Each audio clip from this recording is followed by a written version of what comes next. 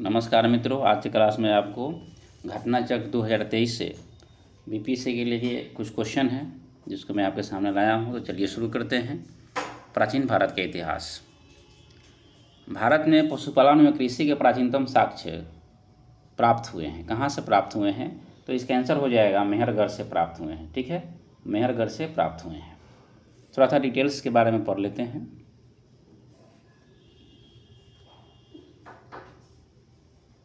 भारतीय उपमहाद्वीप में पशुपालन और कृषि का प्रारंभिक स्थल मेहरगढ़ को माना जाता है, जो 7000 से 55 ईसा पूर्व के मध्य माना जाता है।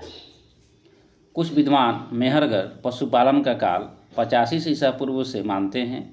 नवीनतम खोजों के आधार पर भारतीय उपमहाद्वीप में प्राचीनतम कृषि साक्ष्य वाला स्थल उत्तर प्रदेश के संत कबीर नगर जिले में स्थित लहुरा देव है। यहाँ से 7000 ईसा पूर्व से 9000 ईसा पूर्व के मध्य मानव के बसने तथा निश्चित तौर पर 64 ईसा पूर्व के चावल के साक्ष्य प्राप्त हुए हैं।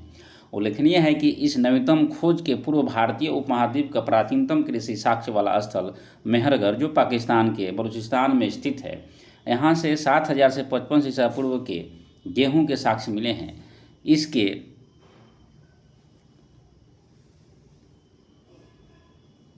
इसके साथ ही चावल के साक्ष्य वाला स्थल कोल्डिहवा प्रयागराज जिले में बेलन नदी के तट पर स्थित, यहाँ से 65 ईसा पूर्व के चावल की भूसी के साक्ष्य मिले हैं। तो मित्रों, ये रहा इसका डिटेल्स। नेक्स्ट क्वेश्चन आपका हो जाएगा,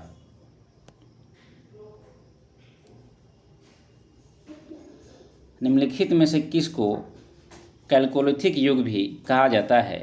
तो ताम्रपाषाण युग को कैल्कोलिथिक युग के नाम से जाना जाता है। ताम्रपाषाण युग को कैल्कोलिथिक युग भी कहा जाता है। जिन संस्कृतियों में तांबे के औजारों के साथ ही पत्थर के बने हुए उपकरणों का प्रचलन मिलता है, उन्हें प्रायः ताम्रपाषाणिक संस्कृतियाँ कहा जाता है। नेक्स्ट क्वेश्चन आपका है, हड़प्पा में मिट्टी के बर्तनों पर सामान्यतः किस रंग का उपयोग हुआ है? तो ये लाल रंग का उपयोग हुआ है। कहता है कि हड़प्पा निवासी मिट्टी के बर्तनों का व्यापक पैमाने पर निर्माण करते थे। प्रारंभिक हड़प्पा सभ्यता में पैर से चालित चाक का प्रयोग किया जाता था। परिपक्व हड़प्पा के दौर में हाथ से चालित चाकों का प्रयोग किया जाने लगा था।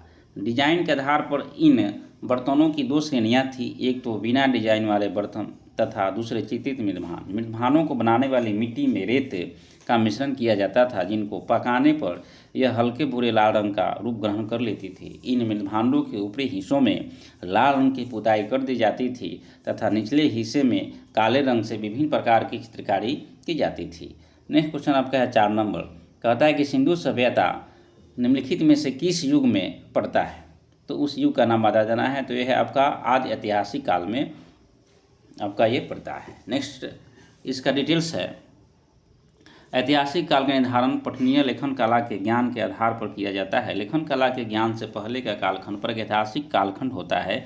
भारतीय इतिहास में 2500 BC से 600 BC का कालखंड आदि ऐतिहासिक माना गया है। सिंधु सभ्यता आदि ऐतिहासिक काल की सभ्यता है, क्योंकि यहाँ पर लेखन कला का ज्ञान तो है, परंतु अभी तक इसमें पढ़ा नहीं जा सका है। ठीक है, अभी तक इसे पढ़ा नहीं जा सका है। नेक्स्ट क्वेश्चन आपका है, सिंधु घाटी सभ्यता की सबसे महत्वपूर्ण विशेषता क्या है? तो पक्की ईंट से बनी इमारत। इस सभ्यता में जो इमारत बनी थी वह पक्की ईंटों की बनी थी।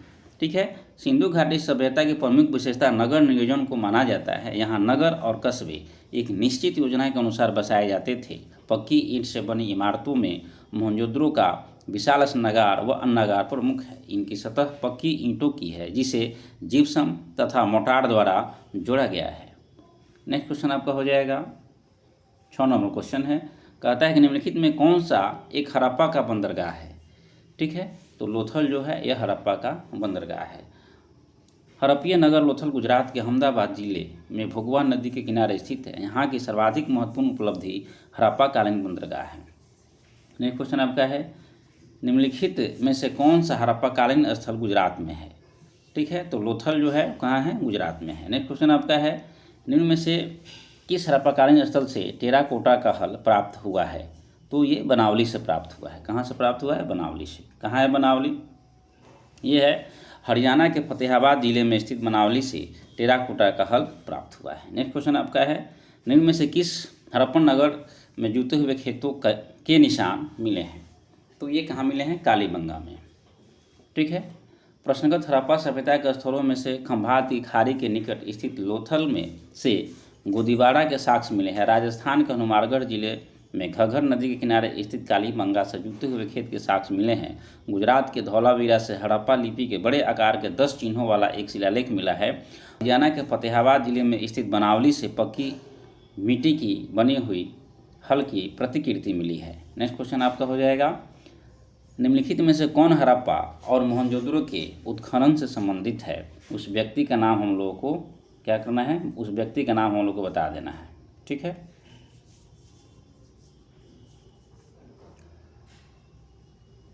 तो ये हैं आपके B.A. स्मिथ। ठीक है।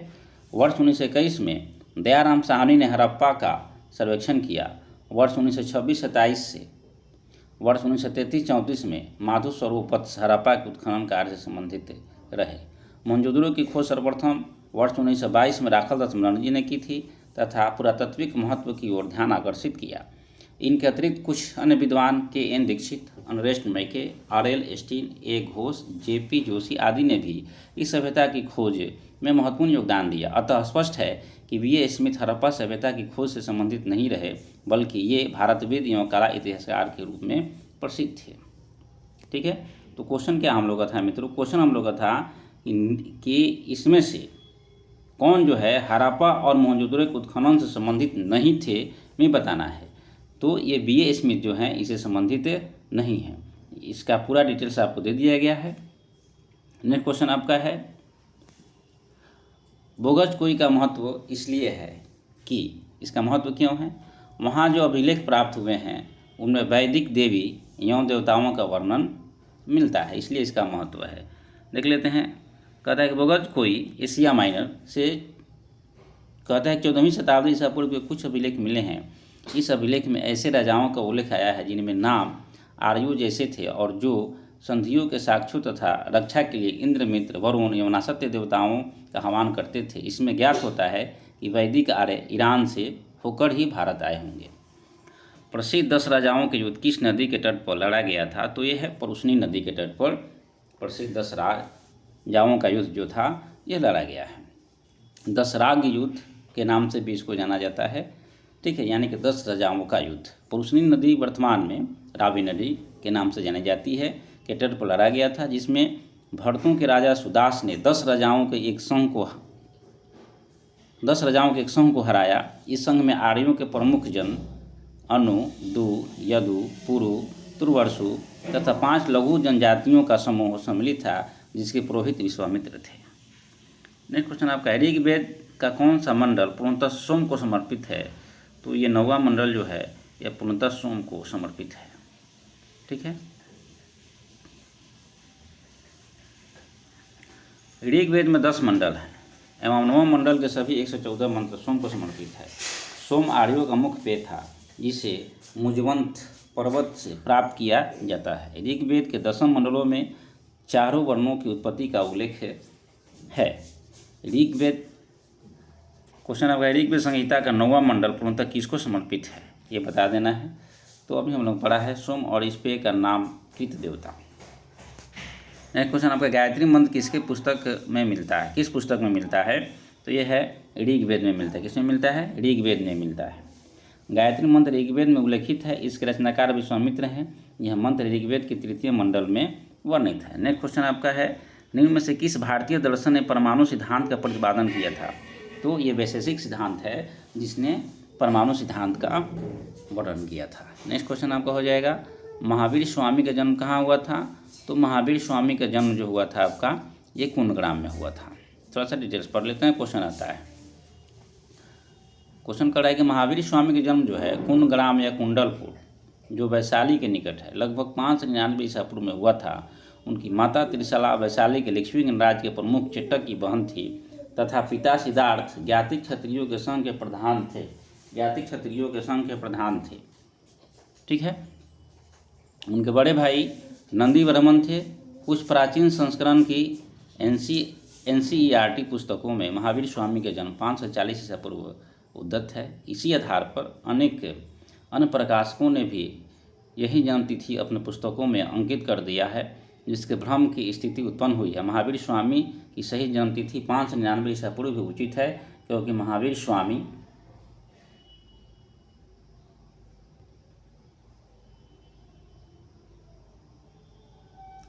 6 वर्षों के साधना के पश्चात 35 वर्ष की अवस्था में वैशाख पूर्णिमा की रात्रि में एक पीपल के वृक्ष के नीचे गौतम बुद्ध को ज्ञान प्राप्त हुआ था। हम लोग को स्वामी के बारे में पढ़ना है ना, वो दिया है गौतम बुद्ध के बारे में। आगे चलते हैं।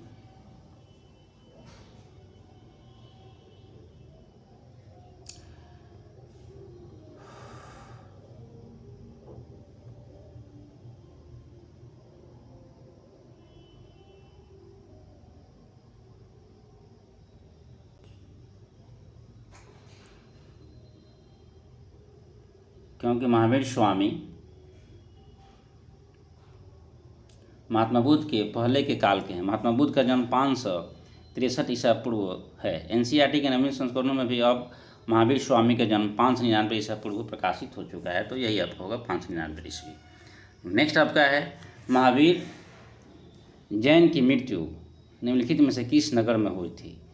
तो पवापुरी में। महावीर स्वामी का जन्म 599 ईसा पूर्व में यह आपके वैशाली के निकट कुंग्राम में हुआ था। उनके पिता सिद्धार्थ ज्ञातिक क्षत्रियों के संघ के प्रधान थे, जो वजी संघ का एक प्रमुख सदस्य थे। 527 ईसा पूर्व के लगभग 72 वर्ष की आयु में राजगृह के समीप स्थित पवापुरी नामक स्थान में उन्होंने शरीर त्याग दिया था। नेक्स्ट क्वेश्चन आपका हो जाएगा, भगवान महावीर का प्रथम शिष्य कौन था? तो जमाली था।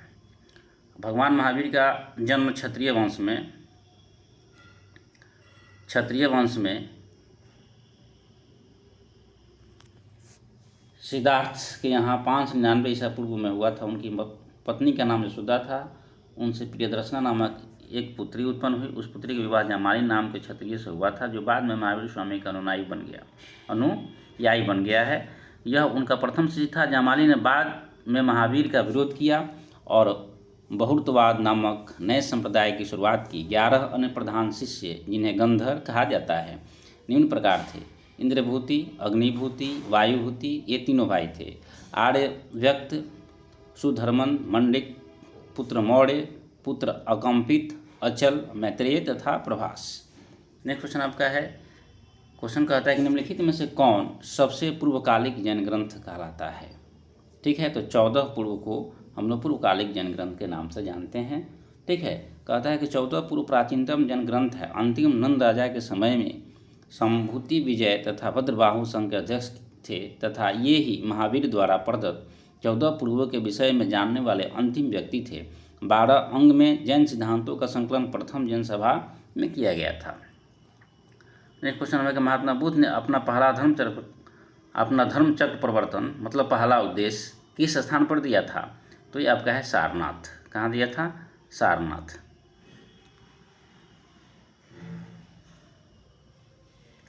6 वर्षों की साधना के पश्चात 35 वर्ष की अवस्था में वैशाख पूर्णिमा की रात्रि को एक पीपल के वृक्ष के नीचे गौतम बुद्ध को ज्ञान प्राप्त हुआ। ज्ञान प्राप्ति के बाद ही बुद्ध कहलाए। ज्ञान प्राप्ति के पश्चात गौतम बुद्ध ने अपने मत का प्रचार प्रारंभ किया। उरुवेला में वे एक जगह है उरुवेला, वे वहाँ सबसे पहले ऋषिपत्नम, वर्तमान में सारनाथ है, यहाँ उन्होंने 5 ब्राह्मण सन्यासियों को पहला उपदेश दिए। 5 ब्राह्मण इनके मित्र थे, जो इनको छोड़ के भाग गए थे वहाँ पे। इस प्रथम उपदेश को धम्मचक्र प्रवर्तन कहा जाता है। ये उपदेश दुख के कारणों, दुख का अंत, उनके समाधान से संबंधित था। इसे 4 आर्य सत्य भी कहा जाता है। महात्मा बुद्ध का परिनिर्वाण कहाँ हुआ?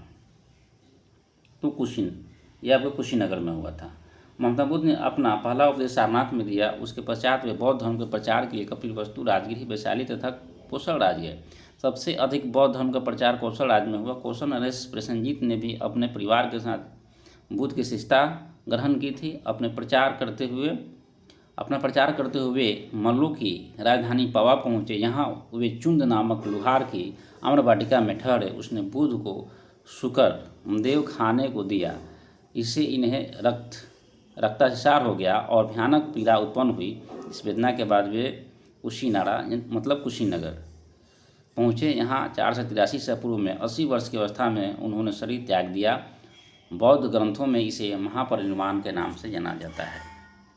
नेक्स्ट क्वेश्चन आपका है, त्रिपिटक किसकी धार्मिक पुस्तक है? ठीक है, तो बौद्ध की है त्रिपिटक। त्रिपिटक बौद्ध धर्म ग्रंथों में ये सर्वाधिक महत्वपूर्ण है। बुद्ध की मृत्यु के बाद उनकी शिक्षाओं को संकलित कर 3 भागों में बांटा गया। इन्हीं को त्रिपिटक कहते हैं। ये है विनय पिटक, संघ संबंधी नियम तथा आचार की शिक्षाएं।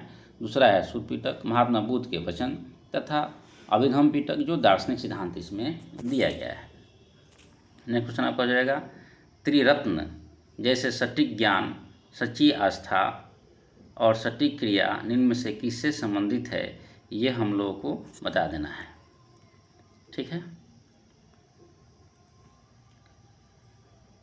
तो ये आपका है जैन धर्म से संबंधित है। जैन धर्म के मोक्ष के लिए 3 साधन आवश्यक बताए गए हैं, सम्यक दर्शन, सम्यक चरित्र, सम्यक ज्ञान। ठीक है, अज्ञाद,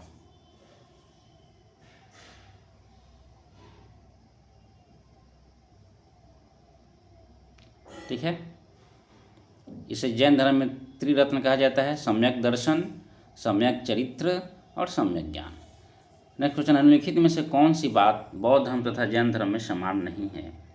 तो आत्मदमन जो है ये समान नहीं, और तो समान अहिंसा, वेदों के प्रति उदासीनता, रीति व रिवाजों की अस्वीकृति। गौतम बुद्ध ने मध्यम वर्ग का उपदेश दिया। वे मोक्ष के लिए कठोर साधना एवं काया क्लेश में विश्वास नहीं करते थे। इसके विपरीत महावीर स्वामी ने मोक्ष प्राप्ति के लिए घोर तपस्या तथा शरीर त्याग को आवश्यक बताया। नेक्स्ट क्वेश्चन है, बोध गया में बोधि वृक्ष अपने वंश की इस पीढ़ी के, किस पीढ़ी की है? पीढ़ी हम लोग को बता देना है, तो ये 5वीं पीढ़ी की है। ठीक है, नेक्स्ट क्वेश्चन हम लोग का हो जाएगा, बराबर गुफाओं का उपयोग किसने आश्रयगृह के रूप में किया था? तो आजीविकों ने किया था। किसने किया था? आजीविकों ने किया था।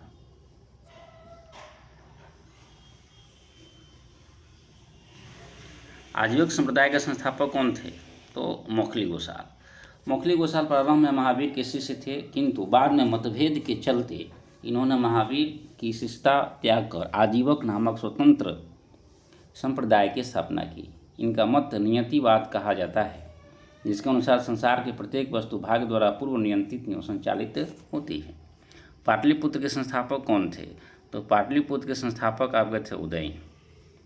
ठीक है, पाटलिपुत्र की स्थापना अजातशत्रु के उत्तराधिकारी उदयन ने गंगा और सोन नदी के संगम पर एक किला बनाकर की थी। इसने मगध साम्राज्य की राजधानी राजगृह से पाटलिपुत्र स्थानांतरित की। यह नगर शिशुनाग वंश, नंद वंश और मौर्य वंश की भी राजधानी रही। नेक्स्ट क्वेश्चन आपका हो जाएगा, किस शासक द्वारा सर्वप्रथम पाटलिपुत्र का राजधानी के रूप में चयन किया गया था? तो ये है आपके उदयन द्वारा। हर्यक वंशीय शासक उदयन। क्वेश्चन ये भी पूछ सकता है कि उदयन किस वंश से संबंधित है? तो हर्यक वंश से। या उदयभद्र के शासनकाल की सर्वप्रमुख घटना गंगा एवं सोन नदियों के संगम पर पाटलिपुत्र नगर की स्थापना है। उसने राजगृह में इसी नव स्थापित नगर में अपनी राजधानी को स्थानांतरित की थी। नेक्स्ट क्वेश्चन है, निम्नलिखित में से किस राजा ने पाटलिपुत्र बसाया था? तो वही उदयन हो जाएगा। ठीक है, नेक्स्ट क्वेश्चन आपका हो जाएगा, विश्व का पहला गणतंत्र वैशाली में किसके द्वारा स्थापित किया गया था? वैशाली जो है किसके द्वारा स्थापित किया गया था? तो ये लिच्छवियों के द्वारा। वैशाली के लिच्छवियों ने विश्व का पहला गणतंत्र स्थापित किया था। वैशाली बुद्ध का काल सबसे बड़ा तथा शक्तिशाली गणराज्य था। लिच्छवी वज्जी संघ में सर्वप्रमुख थे। मगध की प्रारंभिक राजधानी कौन थी? तो राजगृह या गृहवृक्ष। पुराणों के अनुसार मगध पर शासन करने वाला पहला राजवंश भेदरथ वंश था। इस वंश के पहले राजा भेदरथ का पुत्र जरासंध था, जिसने राजगृह यानी कि गृहवृक्ष को अपनी राजधानी बनाया। बौद्ध ग्रंथों के अनुसार मगध का प्रथम प्रतापी शासक बिंबिसार था। यह हर्यक वंश से संबंधित था। इसकी मृत्यु 492 ईसा पूर्व में हुई। इसके पश्चात अजातशत्रु मगध का शासक हुआ। अजातशत्रु के पुत्र उदयन ने अपनी राजधानी राजगृह से पाटलिपुत्र को स्थानांतरित कर लिया।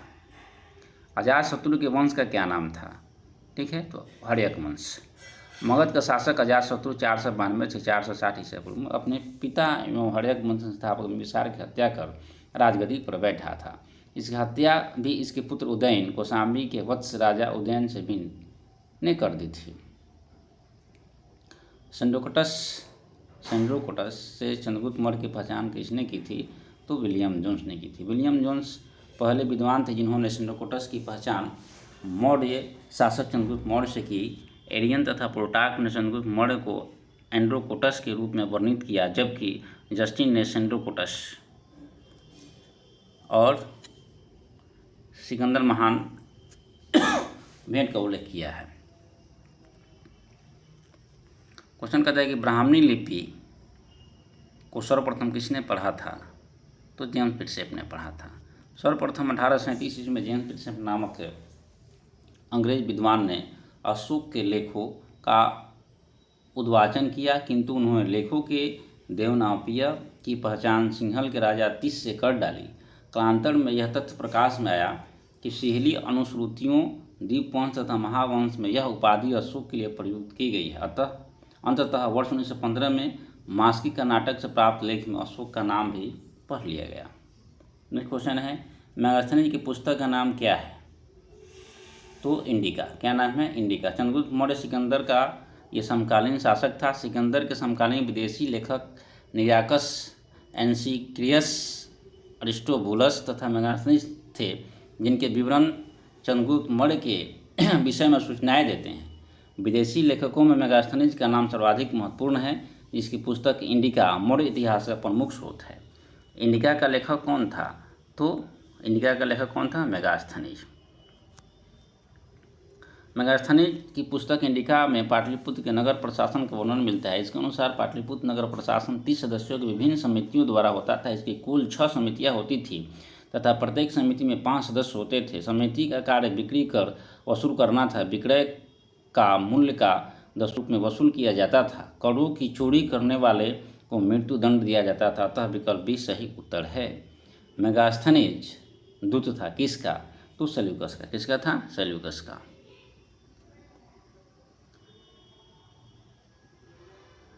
अंतिम मौर्य सम्राट कौन था? तो कौन था? वेदरथ था। ठीक है, यह अंतिम था जिसकी हत्या इसके सेनापति पुष्यमित ने कर दी। नेक्स्ट क्वेश्चन आपका है, किस अभिलेख में रुद्रदामन प्रथम की विभिन्न उपलब्धियां वर्णित है? रुद्रदामन की प्रथम उपलब्धियां वर्णित है, ये बता देना हम लोग को। तो जूनागढ़, गुजरात के जूनागढ़ से रुद्रदामन का एक अभिलेख प्राप्त हुआ है। यह जिस शिला पर उत्कीर्ण है उसी पर अशोक के 14 प्रज्ञापनों की एक प्रति तथा स्कंदगुप्त के 2 लेख भी खुदे हुए हैं। यह विशुद्ध संस्कृत भाषा तथा ब्राह्मणी लिपि में लिखा गया है। इसमें रुद्रदामन की वंशावली, विजयों, शासन, व्यक्तित्व आदि पर सुंदर प्रकाश डाला गया है। यह अभिलेख अब तक प्राप्त संस्कृत अभिलेखों में सर्वाधिक प्राचीन है। नेक्स्ट क्वेश्चन आपका है, क्वेश्चन का निम्नलिखित राजाओं में से किसका जैन धर्म के प्रति भारी झुकाव था? तो खारवेल। किसका? खारवेल का। कहता है कलिंग का चेदी वंशीय शासक खारवेल प्राचीन भारतीय इतिहास के महानतम सम्राटों में से एक था। उड़ीसा प्रांत के भुवनेश्वर से 3 मील की दूरी पर स्थित उदयगिरी पहाड़ी की हाथी गुफा से उसका एक बिना तिथि का अभिलेख प्राप्त हुआ है। यह अभिलेख खारवेल का इतिहास जानने का एकमात्र स्रोत है। इसका जैन धर्म के प्रति भारी झुकाव था। हाथी गुफा अभिलेख प्राकृत भाषा में है। कहता है कलिंग नरेश खारवेल का संबंध किससे था?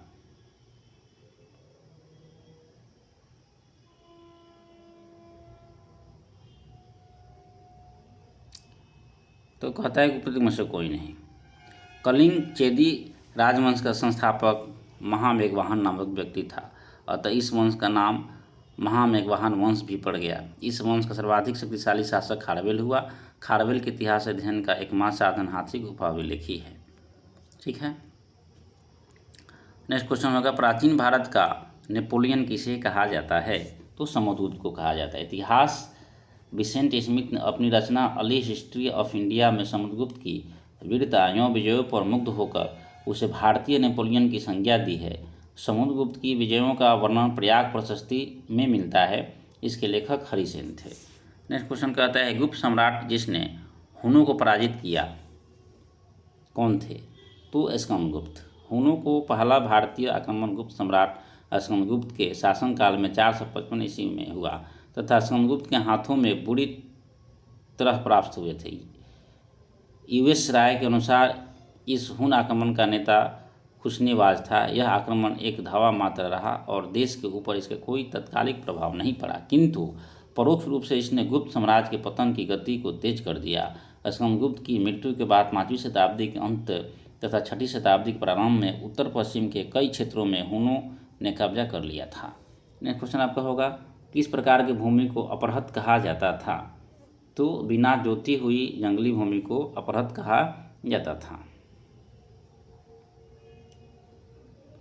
चीनी यात्री संयुगन ने भारत की यात्रा की थी 515 ईस्वी से 520 ईस्वी तक। चीनी यात्री संयुगन 518 ईस्वी में भारत आया। इसने अपने 3 वर्षों की यात्रा में बौद्ध धर्म की प्रतियां एकत्रित की थी। हर्षवर्धन के शासनकाल में किस चीनी यात्री ने भारत की यात्रा की थी? ह्वेनसांग ने। हर्षवर्धन के समय की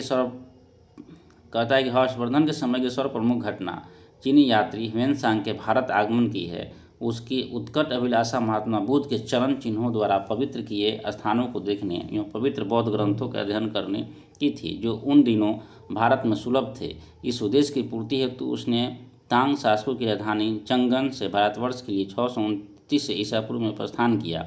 अपनी भारत यात्रा के ऊपर उसने एक ग्रंथ लिखा जिसे सी युकी कहा जाता है। नेक्स्ट क्वेश्चन है, कलहन की पुस्तक का नाम क्या है? तो राजतरंगिणी। कहता है नेक्स्ट क्वेश्चन आपका, उदयपुर शिक्षा केंद्र निम्न में से किस राज्य में अवस्थित था? तो ये आपका बिहार में। कहाँ था? बिहार में। कहता है उदयपुर जिले उदनापुर भी कहा जाता है। ये प्राचीन काल में एक प्रमुख शिक्षा केंद्र था। यह बिहार राज्य में अवस्थित था। इसकी स्थापना पाल वंश के शासक गोपाल ने की थी। कहता है कर्नाट वंश का संस्थापक कौन था? तो नान्यदेव थे। कर्नाट वंश के संस्थापक नान्यदेव 1097 ईस्वी। वे एक महान योद्धा थे। नान्यदेव ने कर्नाट की राजधानी सिमड़ोवागढ़ को बनाया। कर्नाट वंश का शासनकाल 1097 से 1325 ईस्वी मिथिला का स्वर्ण युग कहलाता है। कर्नाट वंश का अंतिम शासक कौन था? तो हरि सिंह था। कर्नाट वंश का अंतिम शासक हरि सिंह देव थे। ये कला और साहित्य के महान संरक्षक थे। इन्होंने पंजी व्यवस्था की शुरुआत की थी। किस काल में अछूत की अवधारणा स्पष्ट रूप से उद्धत हुई थी? तो यह है धर्मशास्त्र के समय में। धर्मशास्त्रों के समय में 4 वर्णों ब्राह्मण, क्षत्रिय, वैश्य, शूद्र के अतिरिक्त समाज में अन्य अनेक जातियाँ यथा अम्बष्ट, उग्र, निषाद, मागध, वैदेहक, रथकार आदि का आविर्भाव अनुलोम एवं प्रतिलोम विवाहों के फलस्वरूप हो गया। पाणिनि ने 2 प्रकार के शूद्रों का उल्लेख किया है, निर्वसित एवं अनिर्वसित। इनमें पहले प्रकार के शूद्र ही अस्पृश्य माने जाते थे। नेक्स्ट क्वेश्चन है, कनिष्क के शासनकाल में बौद्ध सभा किस नगर में आयोजित की गई थी? तो कश्मीर में। बौद्ध धर्म की चौथी और अंतिम संगति सभा कुषाण शासक कनिष्क के राजकाल में कश्मीर के कुंडलगंज में हुई थी। इसकी अध्यक्षता वसुमित्र ने की थी। अश्वघोष इसके उपाध्यक्ष थे। यहाँ बौद्ध ग्रंथों के कठिन अंशों पर सम्यक विचार किया गया। ठीक है।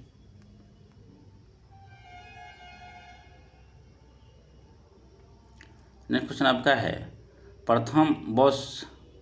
यह आपका प्रथम बौद्ध संगीति के अध्यक्ष कौन थे? अध्यक्ष के बारे में बता देना है, तो महाकश्यप थे। नेक्स्ट क्वेश्चन आपका है, भगवान बुद्ध के महापरिनिर्वाण के बाद पहली बौद्ध संगति हुई थी? तो राजगृह में हुई थी। कहाँ हुई थी? राजगृह में हुई थी। बुद्ध के जीवन की 4 महत्वपूर्ण घटनाओं और उनसे संबंधित 4 स्थानों के नीचे उल्लेख हैं। यहाँ स्तंभ 1 और 2 में अंकित है। आपको इनका सुमेल करना है। ठीक है।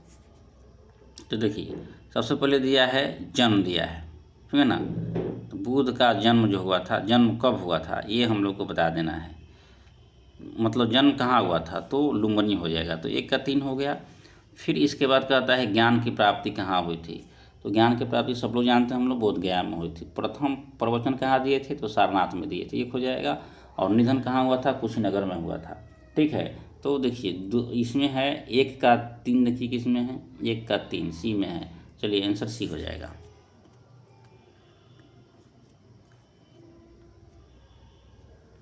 कहता है कि बोधगया में किसे ज्ञान प्राप्ति हुई थी? ठीक है। तो गौतम बुद्ध को। अभी हम लोग पढ़ें गौतम बुद्ध को। बोधगया में महाबोधि मंदिर बनाया गया, जहाँ क्या गौतम बुद्ध को ज्ञान प्राप्त हुआ था, वहीं पर बनाया गया है। कहता है गौतम बुद्ध को एक देवता का स्थान किस राजा के युग में प्राप्त हुआ था? उस राजा का नाम बता देना है। तो कनिष्क में। कहता है कनिष्क के शासन काल में संपन्न चतुर्थ बौद्ध संगति में बौद्ध धर्म कहता है बौद्ध धर्म हीन या नवमहायान नामक तो अस्पष्ट ही स्वतंत्र संप्रदायों में विभक्त हो गया। महायान शाखा में बुद्ध को देवता माना गया तथा उनकी पूजा की जाने लगी। इसी के साथ अनेक बोधिसत्वों का भी पूजा प्रारंभ हुआ। ईसा पूर्व 6वीं सदी में विश्व की प्रथम गणतंत्रात्मक व्यवस्था कहाँ थी? तो ये वैशाली में थी। ईसा पूर्व 6वीं सदी विश्व की प्रथम गणतंत्रात्मक व्यवस्था वैशाली में थी। वस्तुतः 6वीं सदी में जहाँ महाजनपदों में राजतंत्रात्मक शासन व्यवस्था थी, वहीं वजी तथा मल नामक 2 राज्यों में गणतंत्रात्मक शासन व्यवस्था प्रचलित थी। वजी 8 राज्यों का एक संघ था जिसमें वैशाली के लिच्छवी सर्वाधिक शक्तिशाली थे। 16 महाजनपदों की सूची उपलब्ध है। ठीक है, तो कहाँ उपलब्ध है ये हम लोगों को बता देना है। ठीक है, तो ये आपका हो जाएगा कहाँ पे? अंगुत्तर निकाय जो है, अंगुत्तर निकाय में उपलब्ध है। बौद्ध ग्रंथ अंगुत्तर निकाय में 16 महाजनपदों की सूची उपलब्ध है। इन्हें 16 महाजनपद भी कहा गया है। ये हैं अंग, मगध, काशी, कौशल, वजी, मल, चेती, वत्स, कुरु, पंचाल, मत्स्य, सूरसेन, असमक, अवंती, गंधार एवं कम्बोज। इन सभी महाजनपदों में एकमात्र महाजनपद असमक दक्षिण भारत में स्थित था। जनौषध सूत्र में केवल 12 राज्यों के ही नाम मिलते हैं। जैन ग्रंथ भगवती सूत्र में भी 16 महाजनपदों की यानी कि 16 महाजनपदों की सूची मिलती है, किंतु वहाँ नाम कुछ भिन्न प्रकार से है। नेक्स्ट क्वेश्चन, नालंदा विश्वविद्यालय की स्थापना का युग है, तो ये गुप्त काल में हुआ था। ठीक है, नेक्स्ट क्वेश्चन आप लोग का हो जाएगा, नालंदा विश्वविद्यालय किस लिए विश्व प्रसिद्ध था? तो बौद्ध धर्म दर्शन के लिए प्रसिद्ध था। यह बौद्ध धर्म दर्शन के अध्ययन के लिए विश्व प्रसिद्ध था। उसी के अध्ययन के लिए चीनी यात्री ह्वेनसांग यहाँ आया था। नेक्स्ट क्वेश्चन है, मध्यकालीन भारत में मनसबदारी व्यवस्था क्यों लागू की गई थी? तो सैनिकों की सुगमता से भर्ती के लिए लागू की गई थी। मनसबदारी व्यवस्था एक विशिष्ट प्रशासनिक व्यवस्था थी जिसका प्रचलन मुगल शासक अकबर द्वारा किया गया था। मनसब द्वारा 3 बातें निर्धारित होती है: पदाधिकारी का वरीयता क्रम, वेतनमान, सैनिक उत्तरदायित्व। सैनिक उत्तरदायित्व में मनसबदार को अपने मनसब के अनुसार सैनिकों को रखना पड़ता था। इस व्यवस्था से राज्य के सैनिकों के प्रत्यक्ष भर्ती और रख रखाव का उत्तरदायित्व मनसबदारों पर डाल दिया था, जिसके बदले में मनसबदार को नगद या जागीर प्रदान की जाती थी। ठीक है, नेक्स्ट क्वेश्चन आपका हो जाएगा, नीचे 2 वक्तव्य दिए गए हैं जिनमें से एक कथन ए और दूसरा कारण आर है। दोनों ध्यानपूर्वक पढ़ें। कहता है कि 12वीं शताब्दी के अंत तक नालंदा महाविहार का पतन हो गया। कारण कहता है महाविहार को राजकीय परिचय मिलना बंद हो गया। तो हम लोग को आंसर बताना है। कहता है तो इसमें आंसर हो जाएगा, दोनों ए और आर सही है परंतु आर की सही व्याख्या नहीं कर रहा है, इसलिए आंसर इसका क्या हो जाएगा? बी हो जाएगा। कहते हैं कि नालंदा में एक विख्यात बौद्ध पीठ एवं विश्वविद्यालय था। यह दक्षिणी बिहार में राजगीर, वर्तमान में राजगीर के निकट स्थित था। 5वीं सदी के मध्य गुप्तों के समय में नालंदा स्थित विश्वविद्यालय अस्तित्व में आया। 12वीं सदी के अंत तक मुस्लिम आक्रमण के फलस्वरूप महाविहार का पतन हो गया। और कहता है कि बंगाल के पाल शासकों द्वारा विक्रमशिला विश्वविद्यालय को संरक्षण देने के फलस्वरूप नालंदा का महत्व घटने लगा। नेक्स्ट क्वेश्चन आपका होगा, प्रथम मगध साम्राज्य का उत्कर्ष किस शताब्दी में हुआ था? ये बताना है। तो ईसा पूर्व 6वीं शताब्दी में इसका उत्कर्ष हुआ था। प्रथम मगध साम्राज्य की महत्ता का वास्तविक संस्थापक राजा बिंबिसार लगभग 544 से 492 ईस्वी में था। मगध की राजधानी कौन सी थी ये हम लोग को बताना है। तो इस क्वेश्चन पर जो आंसर दिया है आयोग ने उस पर सस्पिशन है, थोड़ा सा इसको देख लेते हैं। कहता है कि दिए गए विकल्प में 2 विकल्प ए और सी सही हैं। ठीक है, कौन कौन सही है? ए और सी सही हैं, मतलब पाटलिपुत्र और गिरिवृज मतलब कि राजगिरी दोनों सही है। बाद में उदय ने पाटलिपुत्र को राजधानी बनाया जो गुप्त काल तक मगध की राजधानी बनी रही। मगध साम्राज्य पर शासन करने वाले प्रथम राजवंश के विषय में बौद्ध ग्रंथों एवं क्या है पुराणों में अलग अलग विवरण मिलता है। पुराणों के अनुसार मगध पर शासन करने वाला पहला राजवंश विदर्भ वंश था। इस वंश का पहला राजा जरासंध था, यानी कि कंस का ससुर, जिसने गिरिवृज को अपनी राजधानी बनाया। प्राचीन महाजनपद की मगध की प्रथम राजधानी कौन सी थी ये हम लोग को बता देना है। जो मगध की राजधानी थी, ठीक है, वो कौन थी, प्रथम राजधानी कौन थी ये हम लोग बनाए। तो ऑप्शन में आपका दिया है पाटलिपुत्र, वैशाली, और सी ऑप्शन आपका हो जाएगा चंपा और अंग। तो इसमें से कहता है कि उपयुक्त प्रश्न की व्याख्या देखें, तो बताया गया आपको कौन कौन? पाटलिपुत्र बताया गया है और एक आपको कौन बताया गया है? वैशाली।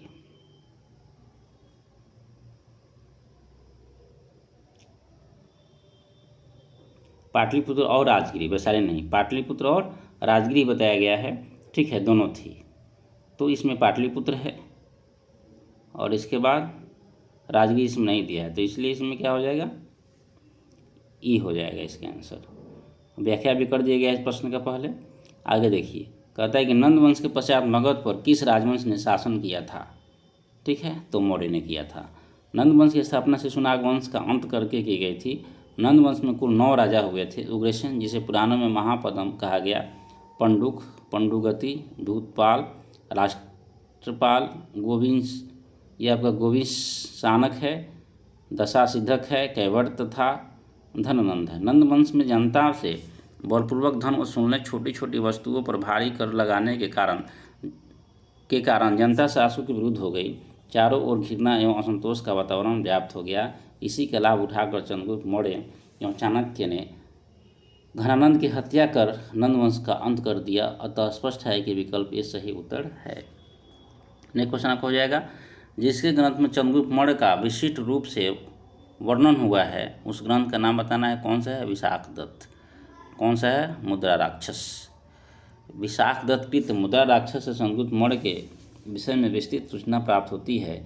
इस ग्रंथ में चंद्रगुप्त को नंदराज का पुत्र माना गया है। मुद्रा राक्षस में चंद्रगुप्त को वृषल या कुलहीन भी कहा गया है। 18वीं शताब्दी में धुंडी राज ने मुद्रा राक्षस पर टीका लिखी। मुद्रा राक्षस के अतिरिक्त विशाखदत्त के नाम से 2 अन्य रचनाओं का भी उल्लेख किया गया है। एक आपका है देवी चंद्रगुप्तम तथा अभिसारिका ये आपका है वंचितक या अभिसारिका बंधितक अप्राप्य है, मतलब प्राप्त नहीं हो पाया है। नेक्स्ट क्वेश्चन आपका हो जाएगा, कहता है कि निम्नलिखित में से मगध का कौन सा राजा सिकंदर महान के समकालीन था? तो धनानंद था।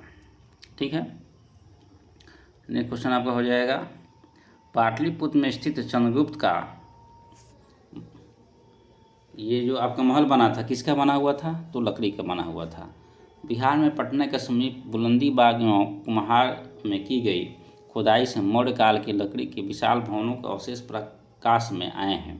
इन्हें प्रकाश में लाने का श्रेय एस्पुनर महोदय को है। बुलंदी बाग से नगर के परकोटे के अवशेष तथा कुम्हार से राजा प्रसाद के अवशेष प्राप्त हुए हैं। अष्टप्रधान का गठन किसने किया था? तो सब लोग जानते हैं, शिवाजी ने किया था।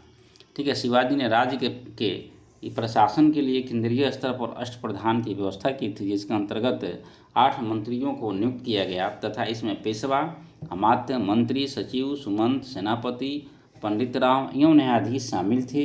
ये शिवाजी के राज्य प्रशासन में आधुनिक काल के सचिवों की भांति कार्य करते थे। इनका कार्य राजा को परामर्श देना मात्र था।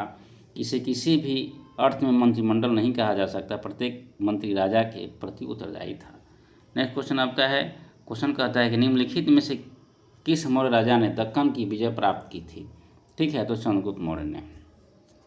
कहता है कि मौर्य साम्राज्य के संस्थापक चंद्रगुप्त मौर्य ने दक्षिण भारत की विजय प्राप्त की थी। इस संदर्भ में अशोक के अभिलेखों में जैन एवं तमिल साक्ष्यों से जानकारी प्राप्त होती है। दक्षिण भाग के अनेक स्थलों में अशोक के अभिलेख प्राप्त हुए हैं, किंतु अशोक की एकमात्र कलिंग विजय ही की थी। अतः ऐसी स्थिति में दक्षिण में विजय का श्रेय हमें चंद्रगुप्त मौर्य को ही देना पड़ेगा, क्योंकि बिंदुसार का विजय अत्यंत संदिग्ध है एवं इतिहास में उसे एक विजेता के रूप में स्मरण नहीं किया जाता है।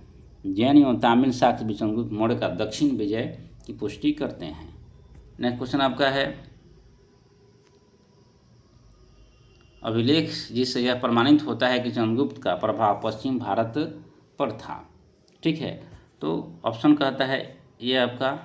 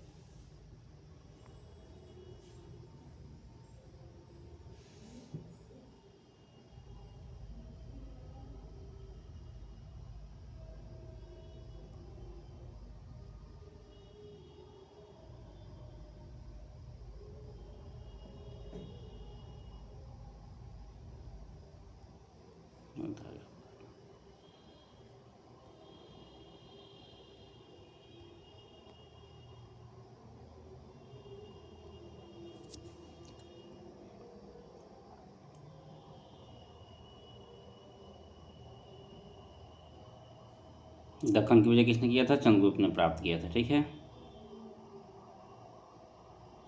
तो यही ऑप्शन है। ठीक है ना, कलिंग शिलालेख, अशोक का गिरनार अभिलेख और रुद्रदामन का जुन्ना अभिलेख। तो इसमें से हम लोग को बता देना है कि इसका आंसर कौन सा आंसर इसका होगा। तो इसका ऑप्शन जो सी है वह आपका सही होगा। कहता है कि रुद्रदामन का जूनागढ़ शिलालेख से यह प्राप्त होता है कि चंद्रगुप्त जो है का जो ये आपका शासन था वह पश्चिम भारत पर भी था। ठीक है, नेक्स्ट क्वेश्चन आपका हो जाएगा। कहता है कि निम्न में से कौन सा क्षेत्र अशोक के साम्राज्य में सम्मिलित नहीं था? तो श्रीलंका अशोक के साम्राज्य में सम्मिलित नहीं। तो अशोक के शासनकाल में बौद्ध सभा किस नगर में आयोजित हुई थी? तो ये पाटलिपुत्र में आयोजित हुई थी। अशोक के शिलालेखों में प्रयुक्त भाषा कौन सी है? तो प्रयुक्त भाषा प्राकृत है। ठीक है, नेक्स्ट क्वेश्चन आपका है। कहता है कि निम्नलिखित में से प्राचीन भारत की कौन सी लिपि दाहिने से बाईं ओर लिखी जाती है? तो खरोष्टी है। अशोक के धम्म का मूल उद्देश्य क्या है? ये इसका मतलब मुख्य ये संदेश क्या है, संदेश के बारे में बता देना है। तो इसमें देखिए मित्रों, कहता है कि अशोक धम्म एक नैतिक संहिता थी। अशोक अपने दूसरे और सातवें शिलालेख के माध्यम से संदेश देता है कि आपा सिन्वे बहुज्ञाने दयादाने सचे शुचिये माद्ये साधविच, अर्थात कम पाप करना, कल्याण करना, दयादान करना, सत्य बोलना, पवित्रता से रहना, स्वभाव में मधुरता तथा साधुता बनाए रखना। इस प्रकार अशोक धर्म के मूल संदेश में शांति और अहिंसा, बड़ों का सम्मान तथा धार्मिक संचिलता नहीं था। अतः सही विकल्प क्या होगा? ई होगा, क्योंकि इसमें से ये शांति अहिंसा दिया है, धार्मिक संहिता भी दिया है, राजा के प्रति वफादारी है और बड़ों का सम्मान है। तो एक से अधिक हो जाएगा इसमें से। नेक्स्ट क्वेश्चन आपका हो जाएगा, केवल वह स्तंभ जिसमें अशोक ने स्वयं को मगध का सम्राट बताया है? तो भाब्रू स्तंभ। कौन सा स्तंभ है? भाब्रू स्तंभ। अपने शिलालेखों में अशोक सामान्यतः किस नाम से जाने जाते हैं? तो इसमें चक्रवर्ती है, प्रियदर्शी है, धर्मकीर्ति है। तो प्रियदर्शी के नाम से ये जाने जाते हैं। ठीक है, अशोक के अभिलेखों में सर्वत्र उसे देवनाम प्रिय, ठीक है, या देवनाम प्रियदर्शी, देवताओं के प्रिय कहा गया है। इनको पुराणों में अशोक वर्धन भी कहा गया है। कहता है कौटिल्य के अर्थशास्त्र में किस पहलू पर प्रकाश डाला गया है? तो राजनीतिक नीतियों पर प्रकाश डाला गया है। कौटिल्य की पुस्तक अर्थशास्त्र किस विषय पर आधारित है? तो देखिए, विदेश नीति, शासन के सिद्धांत और अभ्यास, ठीक है, धन संचय, इसमें से एक से अधिक हो जाएगा। कौटिल्य द्वारा मौर्य काल में रचित अर्थशास्त्र शासन के सिद्धांतों और अभ्यास की पुस्तक। इसे राज्य के लिए मंडल सिद्धांत है जो विदेश नीति की व्याख्या करता है। इसके अलावा इसमें सप्तांग सिद्धांत, राजा, अमात्य, जनपद, दुर्ग, कोष, दंड सर्वप्रथम व्याख्या मिलती है। अर्थशास्त्र में तत्कालीन प्रशासन एवं कृषि, शिल्प एवं व्यापार व्यवस्था की भी विस्तृत जानकारी प्राप्त होती है। कहता है कि मेगास्थनीज ने भारतीय समाज को कितनी श्रेणियों में विभाजित किया है? तो 7 श्रेणियों में विभाजित किया है। ठीक है, मेगास्थनीज ने अपनी पुस्तक इंडिका में भारतीय समाज को 7 श्रेणियों में विभाजित किया है। दार्शनिक, कृषक, पशुपालक, कारीगर, योद्धा, निरीक्षक एवं सभासद। मेगास्थनीज भारतीय समाज में दास प्रथा के प्रचलित होने का उल्लेख नहीं करता है। मौर्य काल में कोई भी व्यक्ति न तो अपनी जाति से बाहर विवाह कर सकता था और न ही उसे भिन्न पेशा ही अपना सकता था। क्वेश्चन कहते हैं मौर्य साम्राज्य का 7 वर्गों में विभाजन का विशेष रूप से उल्लेख किया गया है? तो ये मेगास्थनीज की पुस्तक इंडिका में किया गया है। पेरिप्लस ऑफ द एशियन सी किसने लिखी है? तो टेसियस प्लिनी। तो देखिए, पेरिप्लस ऑफ द एशियन सी जो है एक ग्रीको रोमन पेरिप्लस है। यह रोमन मिस्र की बंदरगाहों से नेविगेशन और व्यापार के अवसरों का वर्णन करता है। इसे लगभग 60 ईसा पूर्व में अलेक्जेंड्रिया के एक अनाम नाविक ने लिखा। इसने भारत में आयात तथा निर्यात की जाने वाली वस्तुओं का भी उल्लेख किया है। इसका नाम ज्ञात नहीं है। नेक्स्ट क्वेश्चन हो जाएगा वह स्रोत जिसमें पाटलिपुत्र के प्रशासन का वर्णन है? तो ये है आपका इंडिका। नेक्स्ट क्वेश्चन है पाटलिपुत्र को किस शासक ने सर्वप्रथम अपनी राजधानी बनाई थी? तो चंद्रगुप्त मौर्य ने बनाई थी। इनमें से किसने सर्वप्रथम व्यापक पैमाने पर स्वर्ण मुद्रा प्रचलन किया था? पुष्य शुंग ने, ठीक है, मिनांडर ने या भीम कड़फिसेस ने या गौतमीपुत्र सातकर्णी ने? तो भीम कड़फिसेस ने किया था। काला की गंधार शैली निम्न समय में फली फूली। कब फली फूली? कुषाणों के समय में फली फूली। इनमें से किस शासक ने चतुर्थ बौद्ध संगति कश्मीर में आयोजित की थी? तो कनिष्क ने। ठीक है, शुंग वंश के बाद किस वंश ने भारत पर राज किया था? तो कनवा यानी कि कनौवंश ने। ठीक है। राजा खारवेल का नाम जुड़ा है किससे? खारवेल का नाम किससे जुड़ा है? तो ये कहता है गिरनार के स्तंभ लेख से, ठीक है, राजपूत से या प्रतिहार से। तो ये आपका मित्रों इसका आंसर हो जाएगा कि गिरनार के स्तंभ लेख के साथ जुड़ा हुआ है। ठीक है। नेक्स्ट क्वेश्चन हो जाएगा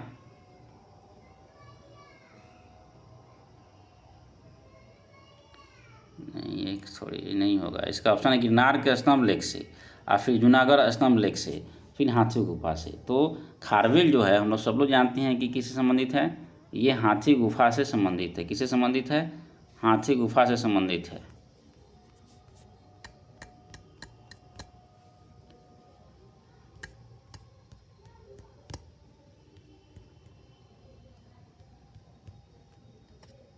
मित्रों आज की क्लास में बस इतना ही, फिर मिलते हैं हम लोग अगले क्लास में। तब तक के लिए बहुत बहुत धन्यवाद।